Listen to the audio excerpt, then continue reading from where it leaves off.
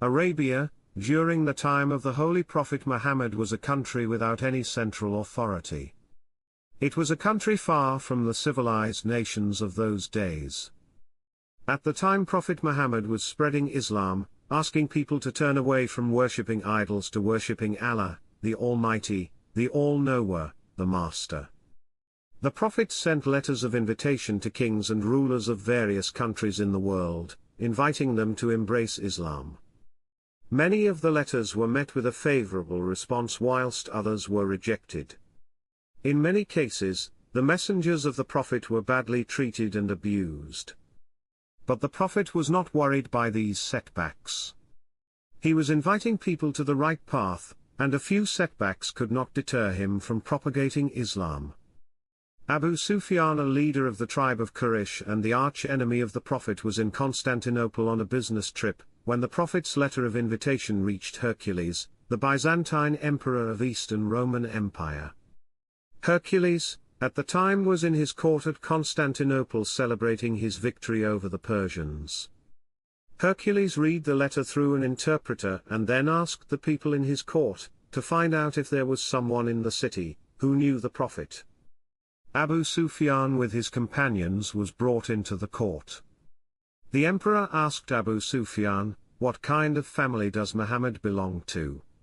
"Noble," replied Abu Sufyan. "Has there been a king in his family?" Hercules asked. "No," said Abu Sufyan. "Are the people who have accepted his religion poor or rich?" Hercules questioned again. "They are poor," replied Abu Sufyan. Hercules was now becoming more and more interested, and he went on asking questions. His next question was, "Are his followers on the increase or decrease?" "Increasing," Abu Sufyan replied shortly. "Have you known him to tell lies?" asked Hercules. "No," admitted Abu Sufyan. "Does he ever go against his convents?" Hercules once again asked. "Not so far. But we have to see whether he carries out the new agreement made between us and him," Abu Sufyan answered lengthily for a change. "Have you ever fought him in wars?" Hercules questioned. "Yes," answered Abu Sufyan. "What has been the result?" Hercules asked, getting more and more interested. "Sometimes we have won, sometimes he," replied Abu Sufyan. "What does he teach?"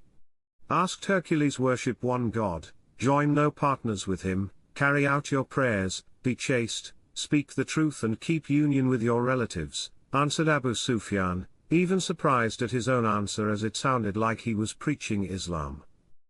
Hercules stood up and said, "If all you said is true, then I am sure that this prophet's kingdom will reach here where I am standing. I was certain that a prophet was coming, but I didn't know that he would be born in Arabia. If I were to go there, I would embrace Islam and wash the prophet's feet with my own hands." This was the way in which the prophet spread Islam. He impressed them by his truthfulness, honesty, noble character and dedication in the service of Allah. He did not compel people to accept Islam under threat of waging wars, nor did he compel people to accept Islam by the force of the sword. He fought only in defense, and only when the enemies waged war on him.